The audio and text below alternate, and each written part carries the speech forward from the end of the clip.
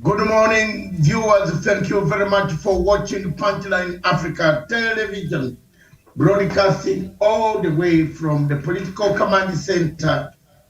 I am looking for my microphone. I thank you very much, but even without the microphone fixed on my shirt, I believe Miriam, I'm being heard audibly right in Nairobi and across the planet Earth. Viewers, today, this morning, we shall be looking at our program today will be agriculture, agri-business, Africa business. Africa means business when it comes to business. Not the business of carrying tomatoes from one angle to the other, the real business of tilting the land, the real business of engaging yourself in activities after you have got this money. I'm told there's some new money in Nairobi, which everybody has got access. So you must utilize it as Africans and get something by 10 years. I think Miriam have been one of the few people, and Eunice and Wanda, who says if 10 youths in a village unite and buy 10 iron boxes and iron people's shirts, because we Africans are very lazy. We want to throw our shirts for people to do the job quickly. Naenda kazi, na wewe shirts zangu zikuwe ready tomorrow. No African wants to wash his clothes directly with the hands, except Dr. Matsanga washes his shirts and all his clothes directly. I don't use even a washing machine. My wife uses a washing machine, but my shirts are never washed, and my clothes are never washed through a washing machine.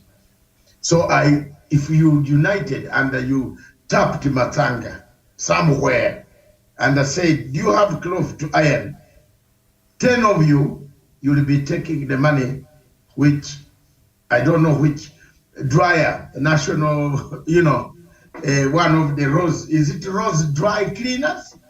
In Nairobi, somewhere, they take the money for nothing. It is the act that they do. But you can even iron under 3 and earn 200 shillings, which can buy you 1 kilo of sugar or buy you something, take your children to school. Thank you very much, viewers. God gave us land, gave us a good climate. This morning, we have an expert, our in-house expert on agriculture across the old agriculture, business, agribusiness, nutrition. She tells you what to eat, which African good food should be eaten, so that you can, at the age of 68, like me, can my face look very nice? The expert is here. Welcome to the show, Eunice Baraza. And you will tell us your company. Don't forget to tell us your company, where you come from. And tomorrow you put your telephone number for people to buy your products. Yeah. We want you to please utilize this space for people to talk to you and write it to you and call you. Eunice, good morning. Test the microphone for us from where you are in that good, beautiful background. Thank you so much, Dr. Masanga. Thank you, Miriam. Thank you, Mr. Wanda, and everybody else who is within the reach of our voices. I am so glad to be here today to join you as we talk on matters agribusiness and Africa. How far have we come? Where are we going? What do we have at hand for us to offer the world? So basically, that is what we are talking about. My name is Eunice Barasa. I am a Kenyan, but still a daughter of Africa. I run a company called Lima Farms and Foods. Lima is basically a Swahili word for farming. When it is farming, we say kulima, tunalima. And I know we have so many other African countries that we share the same word with. So Lima Farms and Foods is a social business where we seek to transform how things have been done agriculturally so that we can change the lives of communities. And what we actually work on is the promotion of indigenous foods and plants. We are like, yes, we want to go back to the cultivation of indigenous foods. How are they going to sort out the issue of food and nutrition in insufficiency? And how can we also take care of our plants so that we also play a role in conservation of biodiversity in the nature of plants? So largely we work with rural communities and more especially women so that they can be the main growers of these foods, and we see how best we can work with them fairly. They earn from their labor. How can we ensure that they also tap into the agricultural, good agricultural practices? How can we also make sure that they have access to conducive agricultural technology that they can use to improve their lives? So in a nutshell, that is what we do, and we are majorly focusing on indigenous vegetables, cultivation and the processing of the same through dehydration. I know this is an old age practice of dehydrating vegetables, but for us, we want to blend our indigenous knowledge and what science and technology can offer us so that we see how best we can have these vegetables in and between the seasons. So in a nutshell, Dr. Matsanga, that is Eunice for you and for Africa. Thank you very much, Eunice. 60% of Africa is arable land, and that arable land has been utilized, and some of it continue to be utilized. Miriam, do we get any profit, any benefits, any bigger benefits from this arable land? Are we utilizing it efficiently to produce enough food for security? Are we having enough food, or we beg food? We beg every time. We tell people hungry. Serikali, saidia, tunakufa, ng'ombe zinakufa, nini zinakufa. What is going on in Africa? So not only in Kenya, the entire whole of East Africa, Somalia, people are dying. Djibouti, people are dying. Ethiopia. The war even made it worse. People are dying. Egypt does not have enough food. A place which used to export food to Africa. The River Nile levels have gone down. What have we done to our weight, Miriam? All right.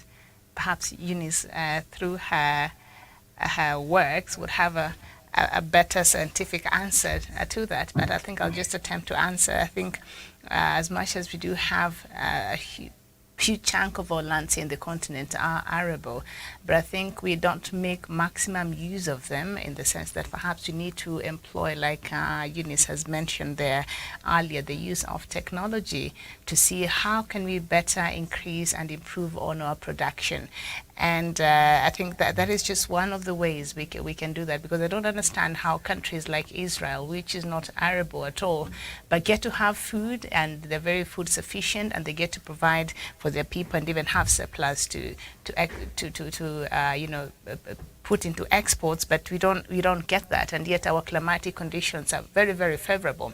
So we have to employ the use of technology as far as food production is concerned. And just speaking from the conversation and what Eunice said last week, maybe we need to just go back to our indigenous foods, because the way they when we were growing them during our great parents' time, we did not have issue to do with food security, because I think our climatic conditions and how we are in the sub-Saharan Africa, there are certain foods which our indigenous African foods, which perhaps will do much better, in certain climatic conditions that we have in this continent. But we seem to have diverted away from that, and of course now we're cultivating other food crops from outside. So maybe that also has affected our yield. I don't know. Eunice can speak on that, and perhaps I'd like to know from Eunice, what has made us turn away from your line of work? You interact with these farmers. What has made us turn away from our indigenous foods, and perhaps how can we get back to it. But I think that could help so much in getting more yields as far as our food production is concerned. Well, that's a very interesting question, Miriam. Since independence, I'll give the Kenyan scenario. Since independence, we've always been told that, we are fighting against three major ills or devils, that is hunger, poverty, and ignorance. But it's so sad that enough decades down the line, we are still fighting the same decades, even in as much as we have a huge space such as agriculture that has got all the potential to actually address issues of hunger, address issues of poverty, and even work on issues of ignorance. So where is the problem actually? Because we have got all it takes for us to be talking now about different devils apart from these three devils of hunger, poverty, and ignorance. And if I may borrow on what Dr. Masanga said, actually more than half of the global arable land is in Africa, but sadly we are only utilizing 10% of that. So while we are hanging on that, let me get back to what Miriam is trying to raise here. Why is it that we had to turn away from our indigenous foods? Okay, being a sociologist as well, I want to say that we turned away from our indigenous foods the moment we embraced the so-called modernity and urbanization. Of course, it has its own amazing benefits depending on how you define and position yourself in modernity and urbanization. When we moved away from our rural areas and then we embraced urban settings, and all of a sudden we began to believe that the more processed it is, the better for us, the more packaged it is, the better for us, the more foreign it is. We are told that this one has actually crossed the seas and flown over the spaces, and landed here. That is when we believed that that is the best for us. And then all of a sudden we were told that, what? For you to be able to advance very fast, you have to embrace a cash-based agricultural system. Then all of a sudden, our indigenous foods were termed, quote unquote, not very income generating. The cash aspect was attached to it. And for us to be able to make quick money from agricultural practices, we had to employ modern, quote unquote, modern, yes, which they still are, because that's a conversation for another day, where we had to go large scale in terms of production. And large scale requires monocropping, where we have to plant one crop so that we apply particular standards of cultivation and farming. And then there is a ready market for them. That was our point of departure from our indigenous plants. And in all my conversations, I always say that this was really, really very wrong, because there is no way we can say that if we have to get money, we have to make it a quick fix, because that was a quick fix approach of making agriculture actually viable. It was quick fix, which was very wrong. But my point of argument is, what makes us think that these indigenous foods cannot earn us as much income as we can from the crops that were initially termed cash crops? When we are talking cotton, when we are talking sugarcane, when we are talking maize, when we are talking wheat in large scale and such things. So if we begin to change our minds and begin to look internally in every country and say, what advantage in terms of crop do we have within ourselves that we can now employ modern practices? And by modern practices, I'm talking about research and development. How can we add value to these crops that we have so that we get several other commodities out of it? This is going to give us much more income. So let's start looking internally, look at our own crops that we have fed on for years and generations, so that we begin to work alongside our research and development partners, alongside our governments in terms of policy making. We'll be talking about that much later, so that we begin to redefine the position of our indigenous crops and how the same can be used to address the issue of hunger, issues of poverty, and issues of ignorance. I mean, we cannot be born in the same narrative and die in the same narrative. This is just way too wrong. So I don't know, Dr. Masanga, if you have... I like that analysis. We cannot be born crying. Yeah. And die cried. The first life on earth, for you to hear that a good baby has come out like a Masanga came out, in 1955, a big baby. In fact, if you look at my pictures, everybody in the hospital almost ran away. And it's the cry I made. And then we start still, Miriam and Eunice, we are still lamenting up to today. And we are still writing lamentation pages, adding on what the Bible has. You can see African heads of state are moving towards the United States of America. They are writing lamentation paper. Oh,